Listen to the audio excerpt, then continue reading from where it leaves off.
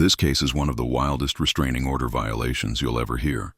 Defendant Victoria Mott stands accused of harassing, stalking, and terrorizing a Wisconsin family, despite repeated court orders telling her to stay away. Today, the victims are finally getting their chance to speak. What you're about to hear is raw, emotional, and shocking. Stories of vandalism, late-night threats, and fear that's lasted for years. In the matters 24 TR 112, 25 CM 30, 25 CM 125, County of Burnett, State of Wisconsin versus Victoria Mott. The state appears through District Attorney Kevin Schmidt in person. Ms. Mott appears in person with counsel Joel Feliski.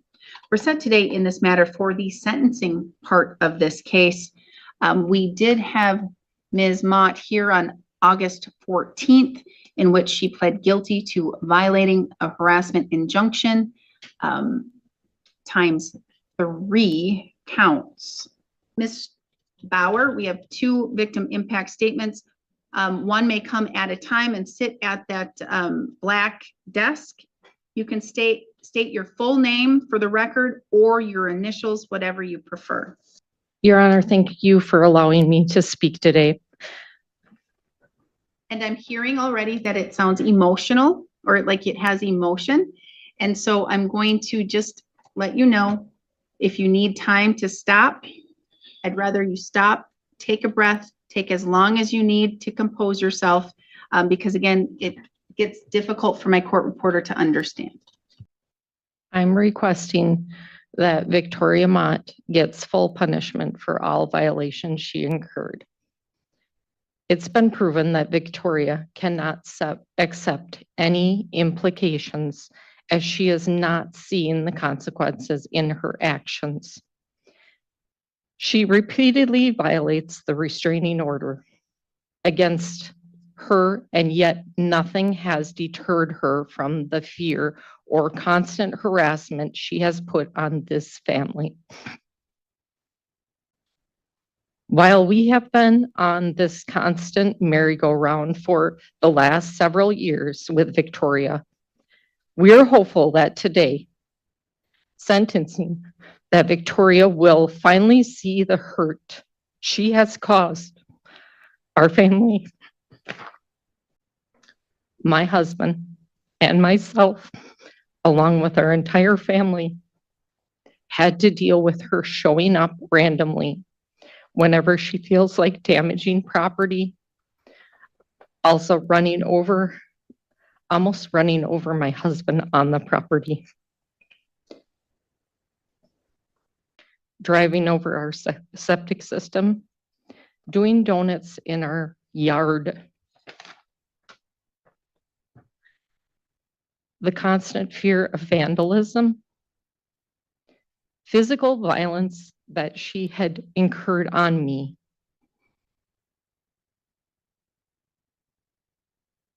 This is all we've endured is not easy to be explainable. Our family should feel safe in our home. It should not feel that our property can be damaged at any time of the day. Your Honor, we ask for peace. We would like to also request an extension on our restraining order for the maximum allowed or per your discretion. We truly hope that Victoria has time to reflect on what she has damaged, what she has done.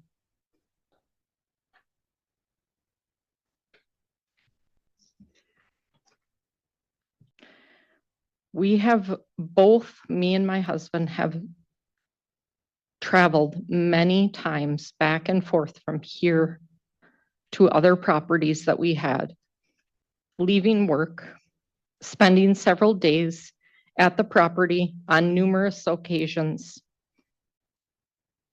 because we did not feel that it would be safe if we were not there, even with the security cameras that we put up. The defendant has proven her inability to acknowledge or to stop showing up. She continues to be there, even after like right after we were in court. So I urge you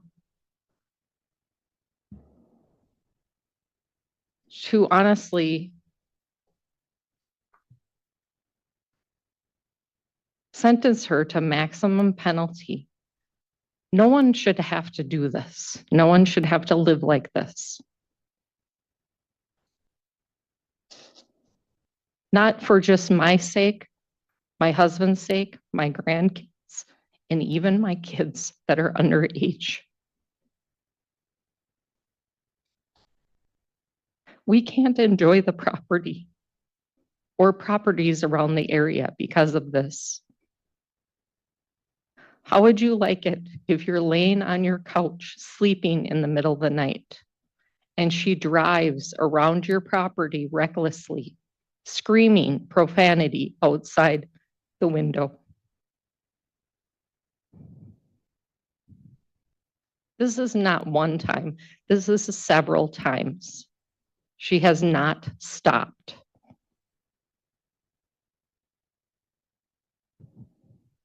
And I don't think she will until you honestly make her pay for what she's done. You can feel the pain in her voice. This isn't just about broken laws. It's about a broken sense of safety. For years, the victims say they've lived in constant fear. Cameras installed, sleepless nights, even near collisions in their own driveway. And yet, despite multiple restraining orders, Victoria kept coming back. Notice how the victim isn't asking for revenge. She's asking for peace. That's powerful. And when someone repeatedly violates a harassment injunction, it tells the court one thing: the defendant refuses to respect legal boundaries.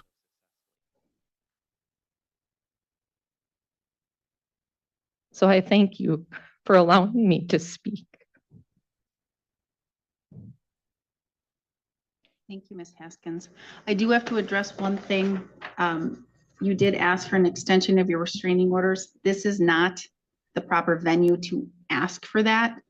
And plus, they are through 2027. So there's plenty of time to look and assess before you were to ask for something like that. But in the criminal case, I cannot go to the civil matter and adjust that. Okay, just letting you know that part. Thank you. All right, thank you. Mr. Haskins? My name is Jason Haskins, and I am Miss Christy Haskins' husband. A lot of the stuff overlaps. Do you want me to go through it all again? You may. This is your time to let me know what you want me to know. So basically, starting on July 14th, 23, there was traumatic episodes with Miss Mott, and basically on our property, continually telling me how she's an independent woman, she doesn't need help, very violent, always violent towards my wife more so than I.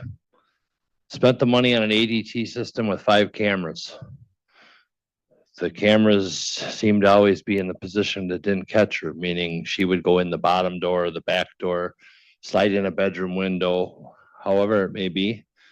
And I witnessed this once. I was in the bedroom where she thought my son would be because I had back surgery. So I was laying on his bed and I could hear a knock at the window. And my 16-year-old son had just gotten a newer used vehicle, which she did not recognize. So she's screaming through the window, "Who's in there? Who's in there?" And my son and I both woke up like, what just happened? Went outside. That is when she was driving erratically up and down the driveway at a high rate of speed. Stopped just 2 feet short of hitting me because I was not very bright. I stood right in the driveway with my hands on my hips, like, what are you doing? Didn't even let up till 2 feet and then finally stopped. Eyes were wide open. So whatever that indicates, I don't know, but wide open. So that was that instance. Basically, I agree with my wife. I don't feel safe going up there. She has many friends that have come on our property. Matter of fact, I confronted one of them, which JJ Lehman is the gentleman's name. and asked him why he was there, and he explained he was there for Tori, and I said, I don't want you on my property. I think right now you're trespassing. Let's call Burnett County and get them coming. Well. So we got in the argument, and his girlfriend thankfully convinced him to leave. So we didn't have an altercation, but again, another fine instance of something that we're, I don't know, I own a property and I can't even use my property. My son lives on the property, and whether she shows up whenever, however, it should not happen. We have the restraining order, and I swear to God, it's almost like it's a challenge. She comes there more now. So, and currently now, her stuff's stored at the house, her dog's at the house, and her kids come and stay at the house. Now, I don't understand why. And due to the previous altercation she had with my son, I don't know why you would keep showing up there with all of your stuff. But anyway, that's where we're at with that. I probably, Your Honor, went up there from Hudson, Wisconsin, no less than 2 days a week for almost a year, just to deter this. Didn't stop her. As a matter of fact, she bragged to me that she was at the house when I was sleeping there at the house, because I was downstairs. So I don't know what it's going to take, whether it's, jail time, whether it's taking care of the damages she's done, however it may be, it needs to happen. Previously in her life, she's gotten out of pretty much everything with a slap on the hand and just don't do it. And I don't think she's learned anything. So it basically just comes down to that. And before all this started, I tried to talk to her and help her through things. And then after I'm a strong, independent woman and I don't need help. Okay, well, you're not getting my help. So, and I guess the only thing I would like to say in reference to Tori, and hopefully she's paying attention, is spend more time taking care of your children, having a consistent job, not drinking, not doing other things, and you would be a much better person. And I think that's where we're at with all this. I don't know what else to say or do that would sway you any other way, as far as what she could do to get better, to get back on track. So I guess that's it, Your Honor. Thank you, Mr. Haskins. So I'm going to go back a ways because I think there's some important historical context for the court to understand why we are where we are now, as well as to give some context to the letter that Mott wrote to the court earlier, which I imagine was pretty confusing for the court if it didn't know the history. It's not. For the record, I'm very familiar. This goes way back to, I believe, 2022 with Jordan Haskins and criminal charges. And then there was an injunction. And then quite honestly, I have had cases involving the Haskins in Washburn County. I've had cases involving Ms. Mott and the Haskins in Burnett County. I'm well aware, and I was just going to say, when you're done, I'm taking judicial notice of the 22 CF46 case with Jordan Haskins, as well as the other matters involving Mr. and Mrs. Haskins and Ms. Mott.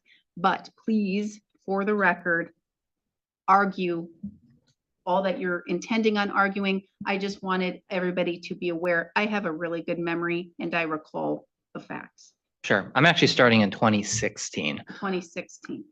2016. Could go back to there, but I don't recall off the top of my head what happened in 2016. You won't, because there's no case associated with it. Then I wouldn't be aware of that. No, I'm going to be talking about law enforcement things too you wouldn't be aware of.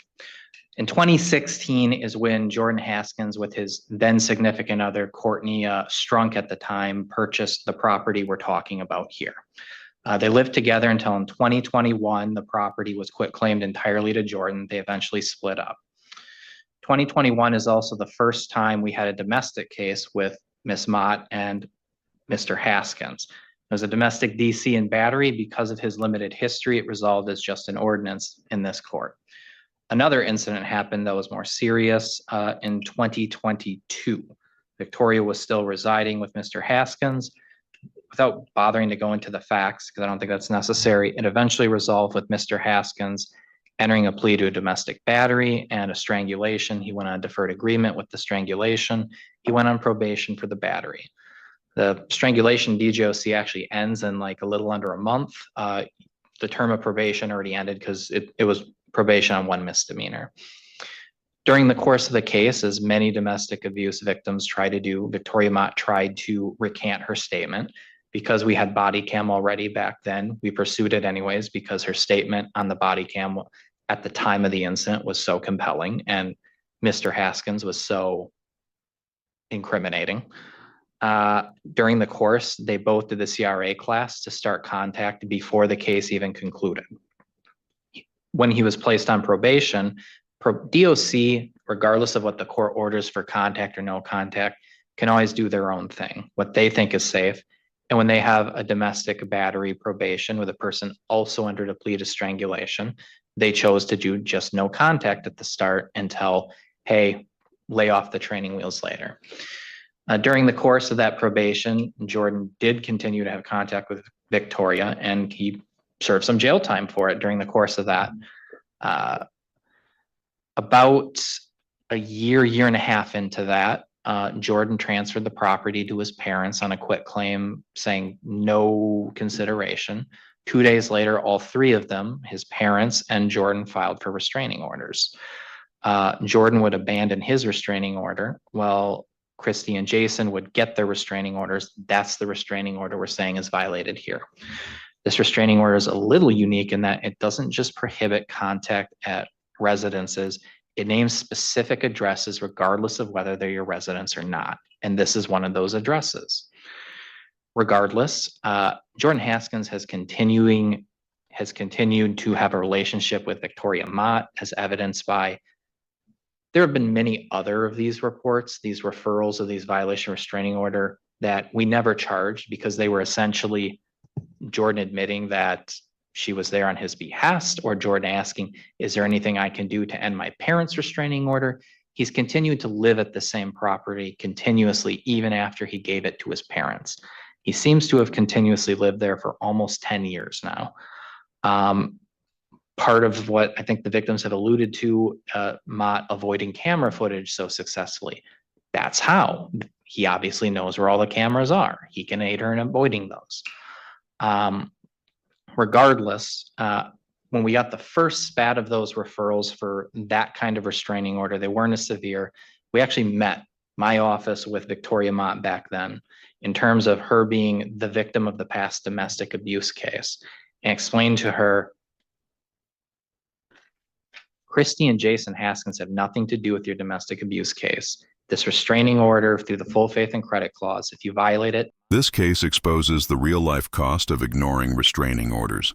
Years of fear, stress, and emotional exhaustion for an entire family. As the prosecution lays out the timeline, the judge recalls every prior case involving Victoria and the Haskins family, showing just how deep this history runs. It's not just about one person's actions. It's about a system trying to balance compassion with accountability.